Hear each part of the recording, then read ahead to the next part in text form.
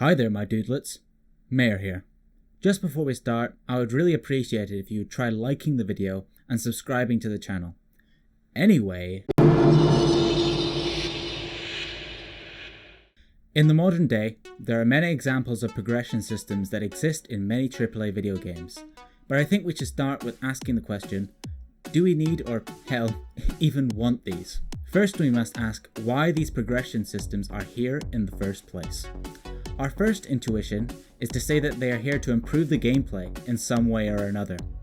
We could point to them creating long-term satisfaction or creating far-off goals for a prospective player to aspire to. And these may be true in some instances with specific game types, such as RPGs and MMOs. But unless you are a complete fucking brainlet, you have seen the title of this video.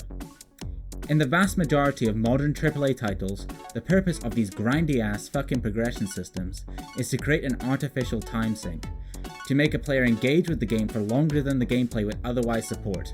In short, it's a crutch for lazy game design. Or, it's implemented because everyone else is doing it.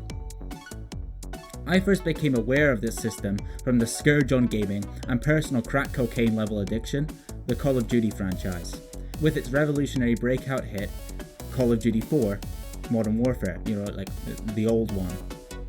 In the multiplayer mode of this game, the devs purposely locked content off from new players, forcing you to grind to unlock the full suite of equipment the game had to offer. This was the first time I had experienced anything like this, and even back then I remember being heavily frustrated by it. But eventually, with even my other favourite multiplayer franchise, Battlefield, adopting the system, I eventually accepted it as a core component of many modern titles. After all, if it was such an annoying mechanic, why would they put it in the game? But in recent times, with my new personal methamphetamine, Call of Duty Modern Warfare 2019, this idea of having to grind out your character and equipment to be able to play with full capabilities has been taken to a ridiculous extreme, with grinding being a core focus of the game rather than a side project like with other installments. Even the monetization scheme of the game is part of the grind, with the battle pass rewarding players who grind more with more loot.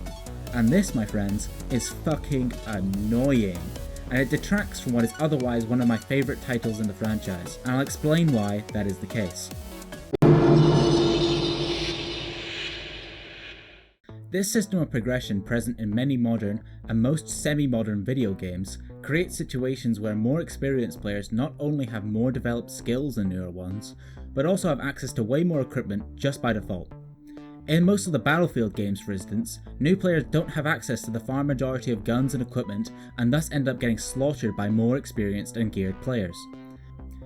The best example of this is the jet combat in Battlefield 3, where new jet pilots will be dominated by experienced ones due to them not having countermeasures, which are pretty much essential to jet combat in the game, as it is almost impossible to otherwise shake a missile lock. This issue isn't even exclusive to just the third installment of that franchise. As a first-time pilot, you didn't have access to flares or heat-seeking missiles. You had to grind hundreds of points to those vehicles to unlock them. Except you couldn't because without flares, you were a sitting duck with no defense against enemy missiles. How exactly are you supposed to earn points killing enemies if you get shot down seconds after taking off? Even in infantry combat, new players don't have access to the best guns and don't have access to the best attachments on those guns unless they grind for hours with shitty equipment to get those items. It would objectively improve these games to just unlock all content from the start, as that would make the game far fairer and less annoying as a new player. It would also let you have far more access to and experimentation with. This form of progression in video games hugely discourages experimentation with class, weapon, and loadout choice, as it locks you into a certain class or weapon to grind that particular piece of gear up, while punishing you for deviating by forcing you to use a non-leveled, shit piece of gear if you choose to change it up. This causes people to fall into ruts of only using one item of its type, and avoiding branching out, as it could hurt their gameplay experience.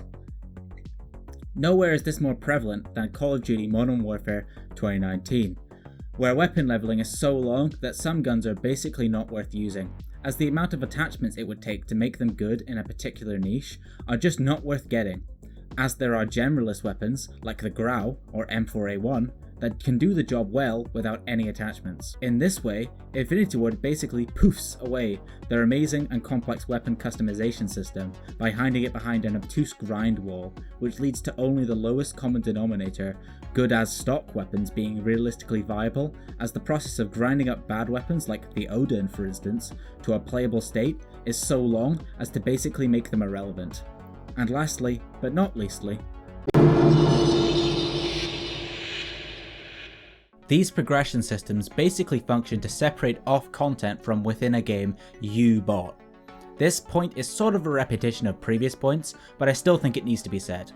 These progression systems make it so that you don't get access to all the content you paid for until you invest enough time to get it.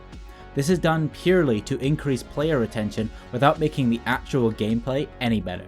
We need to hold game devs accountable to this lazy practice and push for its removal in games it is just not suited to. Imagine a version of Modern Warfare 2019 where you just got to access every weapon and attachment right from the start. Imagine how awesome it would be experimenting with every nook and cranny of the customization system. Well, I'm here to tell you that that could be a reality. No more annoying grind, no more avoiding shitty weapons because you can't be bothered to upgrade them, and no more being locked out of content just because you don't have the time to invest to unlock it. I'm not even saying remove the leveling system. You can take an approach like Halo Reach, where it is applied exclusively to cosmetics, and your level is treated like a status symbol rather than a measure of the amount of gear you have in game.